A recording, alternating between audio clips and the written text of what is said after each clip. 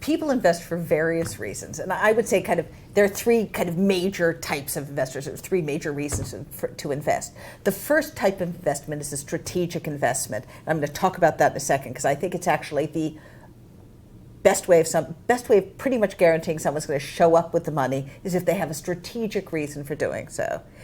The next is kind of an emotional investment. Somebody loves the project and wants to invest in it. Well, they have some subsets to it. We'll talk about that. And then there are people who are really looking purely for an economic investment. They have no strategic reason for investing, and they have no particular love of this project, but they actually think they're going to make some money doing it. So let's talk a little bit about strategic investors. For sure, distributors, movie studios, those are strategic investors. They may give you a little equity investment in addition to an MG, or they can think of their MG as an investment, or think about their P&A commitment as an investment in the movie. And it is on their books, for sure, an investment in their movie, in the movie. All of that's great. They're putting money into the film because they want to distribute it, because it's part of their business model.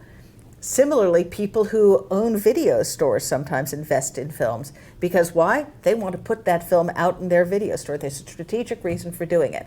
I worked on a movie that was fully funded by a booze company. It was. And it was fully funded by that company because they had a message that they wanted to tell. They wanted this film as functionally part of an advertising campaign. Fine. Absolutely strategic, absolutely intelligent. People sometimes have other reasons for investing in films, but basically these strategic investors, people who really are looking at it as part of their basic business, are, in my opinion, the best people to be in business with because they have a real kind of hard economic reason for being there. So, great, strategic investors, love strategic investors. Emotional investors. Sometimes they're pretty dependable, but sometimes not so good. So here are the emotional investors. They love the project. The project speaks to them. They love the script. They had an auntie who did something exactly like the auntie in this movie. They love the project. I'm working with a documentary filmmaker now who has emotional investors who care about the subject of her documentary. Great. Sometimes it's somebody who cares about an individual who's attached to the movie. Certainly it has been known that people who like the actress attached to the movie, occasionally people who are married to the actress attached to the movie, will fund the movie because they want their spouse or girlfriend or whomever to have a nice role in a film. I mean, it's unusual. It is far from unheard of. I've absolutely worked on projects that had that. So, somebody wants their kid to be a movie star, and they may be willing to put some equity in.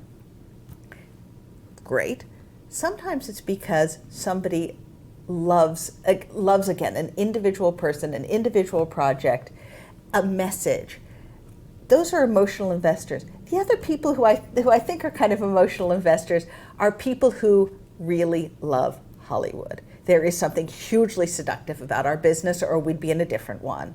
I mean, I'd be a lawyer who worked on manufacturing, pens. I mean, there are many, many types of business to be in, and our business is based around this kind of emotional commitment.